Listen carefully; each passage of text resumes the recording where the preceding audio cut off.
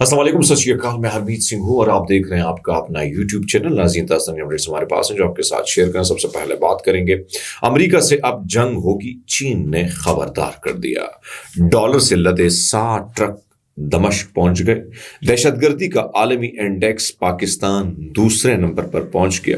Europe کے لیے کڑا وقت، فرانس مایوس ہے۔ آپ سب کا بہت شکریہ جس طریقے سے آپ ہمارے ساتھ جڑے ہیں۔ چین نے امریکہ کو خبردار کیا ہے کہ اگر وہ صدر ڈونلڈ ٹرمپ کی جانب سے تجارتی محصولات یعنی ٹیرف کے خلاف جوابی کارروائی سمیت کسی قسم کی جنگ لڑنے کے لیے وہ تیار ہے۔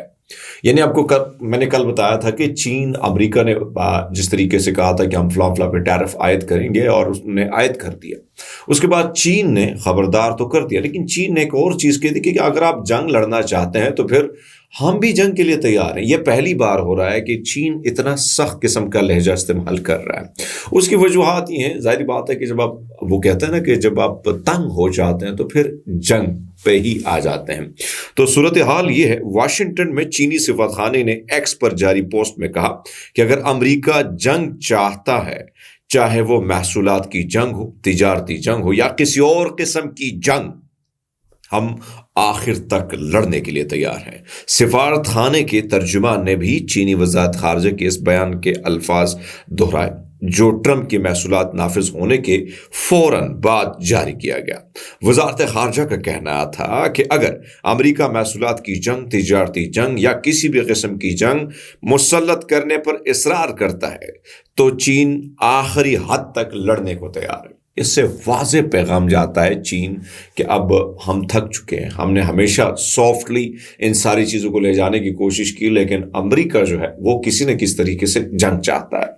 تو ایک طرف تو یہ صورتحال ہے، روس سے آنے والا ایک کارگو طیارہ شامی رقم لے کر دمشق کے ہوائی اڈے پر پہنچ گیا ہے۔ ذرائع نے بتایا کہ رقم سے لدے 7 سے زائد ٹرک شام کی مرکزی بینک میں داخل ہوئے۔ ذرائع نے یعنی العربیہ القدس کو بتایا کہ روس سے آنے والے کارگو طیارہ شامی رقم لے کر دمشق کے ہوائی اڈے پر پہنچا، اور یعنی دمشق یعنی العربیہ کے جو نمائندے اس نے وضاحت کی کہ روس سے دمشق کے سابقہ معاہدے کا حصہ تھا یہ۔ گزشتہ فروری میں شام کے مرکزی بینک نے تعداد ظاہر کیے بغیر روس سے شامی پاؤنڈ کی رقم دمشق کے بین الاقوامی ہوائی اڈے کے ذریعے آنے کی تصدیق کی تھی۔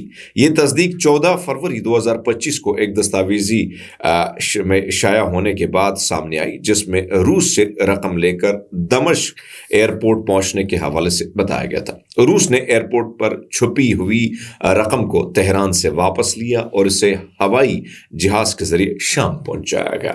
تو بھائی صاحب، ظاہری بات ہے سسٹم تو کس نہ کس طرح چلانا بھی ہے، ہر ایک بندے نے اپنی لابنگ کرنی ہے۔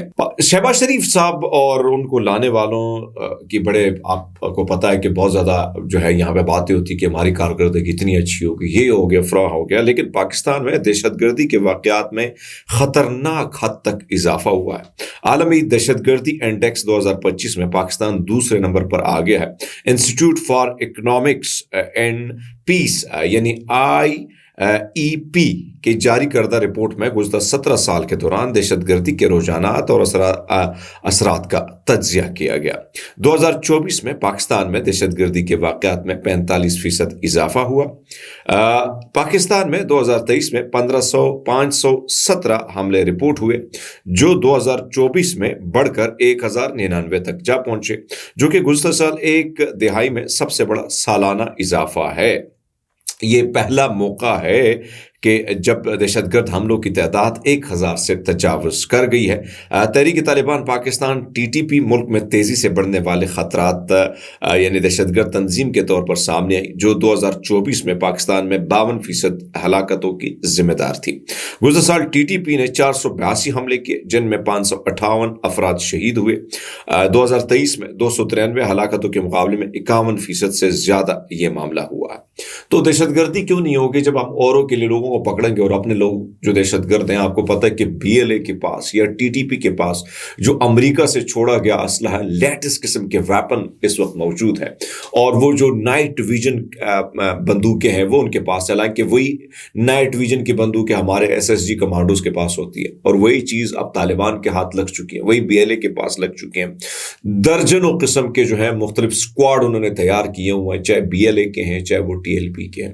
تو کیونکہ ہم کیا کرتے ہیں، ہم کبھی رشیا کے لیے بندے پکڑتے ہیں، کبھی ہم ایران کے لیے پکڑتے ہیں، کبھی ہم امریکہ کے لیے پکڑتے ہیں، تو پھر اپنے لوگوں کو کیسے محفوظ کریں گے؟ بہرحال یہ صورتحال ہے۔ فرانس کے صدر ایمانوئل میکرون نے بدھ کی شام اپنے یعنی عوام سے خطاب کیا۔ خطاب میں پہلی مرتبہ انہوں نے عالمی نظام کے حوالے سے مایوسی کا اظہار کیا۔ میکرون نے واضح کیا کہ یوکرین کے بحران میں امریکہ یورپ کے ساتھ نہیں کھڑا۔ فرانس کے صدر نے باور کرا کہ ہمارا امن خطرے میں ہے۔ ایمانوئل میکرون کے مطابق روسی خطرے نے یورپ میں سب کو لپیٹ میں رکھا ہے۔ انہوں نے روسی صدر ولادیمیر پوتن پر پوری انتخابات میں مداخلت کا الزام عائد کیا۔ میکرون کا کہنا ہے کہ روس آئندہ 5 برسوں کے دوران اپنے فوجی اور لڑائیوں کے ساز و سامان کی تعداد میں بڑا اضافہ کرے گا۔ فرانس کے صدر کا مزید کہنا تھا کہ ہمیں یوکرین کے لیے امداد پیش کرنے کا سلسلہ جاری رکھنا ہوگا تاکہ مذاکرات میں طاقتور ہو۔ ہار مان لینے سے امن نہیں ہوگا۔ یہ روس نے جس نے 2014 میں یوکرین پر حملے کا آغاز کیا تھا، اور میکرون نے واضح کیا کہ روس کا اعتبار نہیں کیا جا سکتا۔ تو ایک طرف تو یہ سچویشن ہے، دوسرے آپ کو بتاتے چلیں کہ پاکستان میں دہشت گردی کی حالیہ لہر ملک کی معیشت کے لیے خطرناک ثابت ہو رہی ہے۔ شرح نمو 1% تک گر چکا ہے، شارٹ فال بڑھتا جا رہا ہے، حکومت کے جاری اعداد و شمار غلط ہیں، ملک میں بجلی اور آٹے کے نرخ بڑھتے ہیں، حکومت اس میں کمی بتا رہی ہے۔ اس وقت 100 ٹیکسٹائل ملیں بند ہو چکی ہیں، یہ سابق وزیر خزانہ اور ماہر معاشیات ڈاکٹر حفیظ پاشا نے انکشاف کیا ہے۔ صدر جنوبی پنجاب سینیٹر اون عباسی عباس جو ہے ان کو نامعلوم افراد نے ملتان سے ان کی رہائش گاہ سے اغوا کر لیا ہے۔ اغوا کا سلسلہ ویسے چل رہا ہے، لیکن ان کے بارے میں آپ دیکھیں کہ ایک سینیٹر محفوظ نہیں تو میرے اور آپ جیسا شہری کیا محفوظ ہوگا۔ پاکستان ٹیلی ویژن یعنی PTV پر براجمان حکومتی نمائندے رضی دادا کی پختون دشمنی کوئی نیا معاملہ نہیں ہے۔ در حقیقت یہی وہ واحد خاصیت ہے جس کی بنا پر مسلم لیگ نون کی حکومت نے اسے مراعات اور نوکری سے نوازا ہے۔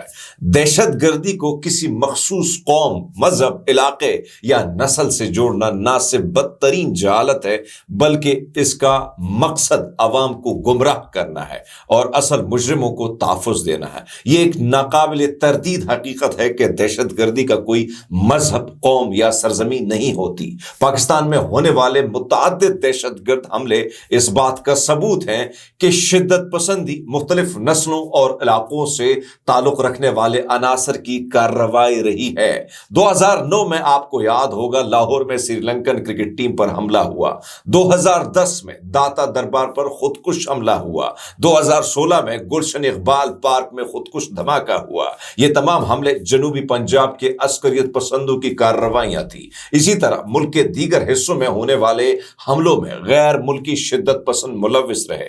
2009 میں راول پنڈی میں یعنی GHQ حملے میں، 2011 میں کراچی نیوی بیس حملے، 2014 میں پشاور آرمی پبلک سکول کے ہولناک سانے ہیں، 2016 میں باچا خان یونیورسٹی پر دہشت گرد حملے، ان میں ازبک جنگجو شامل تھے، جبکہ خیبر پختونخوا میں متعدد حملوں کے پیچھے تاجک دہشت گردوں کا ہاتھ جو ہے وہ ثابت ہوا۔